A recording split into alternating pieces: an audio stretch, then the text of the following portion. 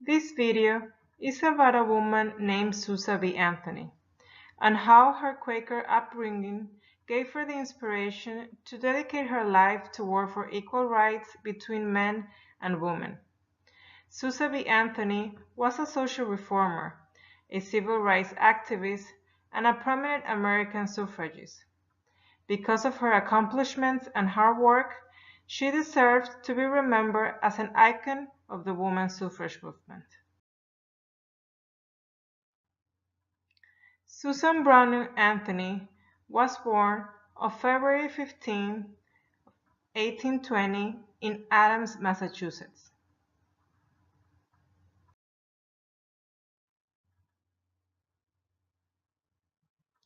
Susan B. Anthony's parents were Daniel and Lucy Anthony.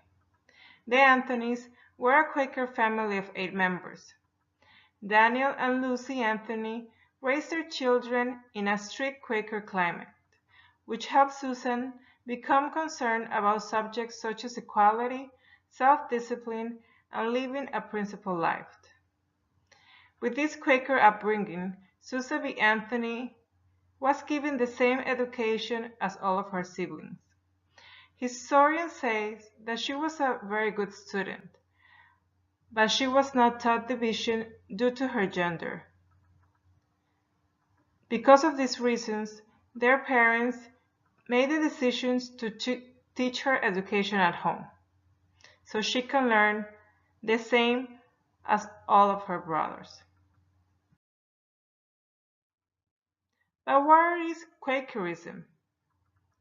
Quakerism is a religious Christian movement, formerly known as the Society of Friends.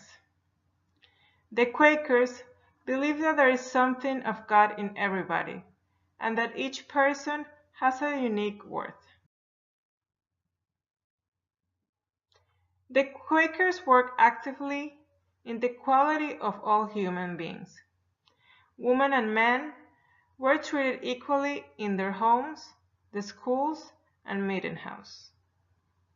They also work for social justice, peace between members of the society and in the world, freedom of conscience, living in a simpler way because it causes less harm to the environment, and lastly, doing community work for the less.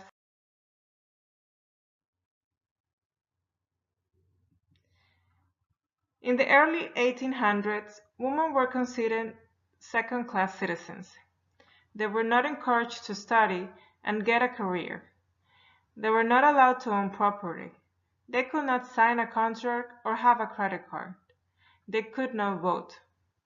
Because of all of these reasons, women were tired, but some of them were tired and afraid of a change. But Susan B. Anthony was not. She understood from an early age that she needed to fight for women's rights, and she did. Susan B. Anthony started to work for what she believed in and attended a New York State Temperance Convention. But when she tried to speak, she was told that the ladies have been invited to listen and learn, and not to speak. Because of this incident, she got more strength to work towards women's rights and form a temperance female society. In 1851, Susan B. Anthony and Elizabeth Cady Stanton met and started their friendship while working together. They campaigned for women's rights, traveling around the country, gathering signatures for petitions, making speeches, putting up posters, and gathering women to encourage themselves to fight for their rights. They also founded a newspaper called The Revolution, which gave the latest news about women's issues, and they also started a National Women's Suffrage Association. Their main goal was to have voting rights. Women were looking to have laws after a divorce, they were wanting to be able to take care of their own health and have property rights.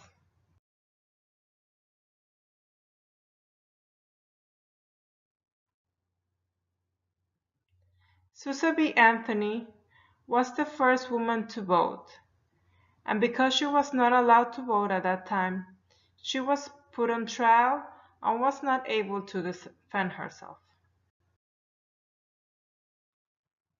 It was not until June 4th of 1919 that the Congress finally passed the 19th Amendment, which gave the woman's right to vote.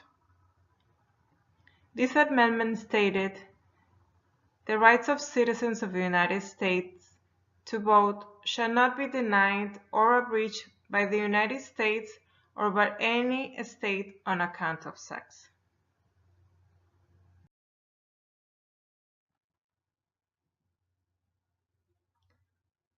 This is why it is important to recognize Susan B. Anthony, because she worked very hard for women's rights.